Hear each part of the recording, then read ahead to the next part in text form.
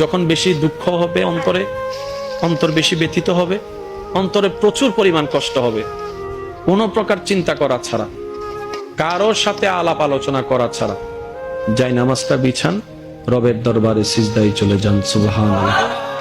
চোখটা বন্ধ করেন, চোখের পানি ছাড়তে থাকেন, মন হালকা হতে থাকবে, সিজদায় রবকে বলতে থাকেন, যা বলার বলতে থাকেন, যেভাবে বলার বলতে থাকেন। মনে রাখবেন, আপনার সেই মনের বেতার ভাষা হতে পারে আপনার রক্ত বুঝবে না, আপনার ভালোবাসার মানুষ বুঝবে না, আপনার প্রিয় মানুষ বুঝবে না, কিন্তু আপনি যেভাবেই বলেন না কেন, আপনার প্রত্যেকটা শব্দ আপনার রব্বুল আলামিন বুঝবেই বুঝবে। সুবহানাল্লাহ। আপনি যখন ওনাকে দুঃখের কথা বলবেন, উনি আপনার দুঃখটাকে হালকা করে দিবে, সেই দুঃখের খবর প্রকাশ করে আপনাকে কখনো বেইজ্জত করবে না। আর আপনি যখন সুখের খবর পেয়ে রবের দরবারে সিজদায় চলে যাবেন, তখন আল্লাহ তাআলা খুশি হয়ে আপনার সুখটাকে আরো বাড়ায় দিবে। লা ইন শাকারতুম লা আযীদান্নাকুম আয়াতের উপর আমল হয়ে যাবে। আপনি শুকরিয়া করতে থাকবেন, সুখটাকে বাড়তে থাকবেন, সুখের কথা বলতে থাকবেন, রব্বুল আলামিন দেখে দেখে আপনার সুখও বাড়ায় দিবে, শান্তিও বাড়ায় দিবে। বলেন না সুবহানাল্লাহ।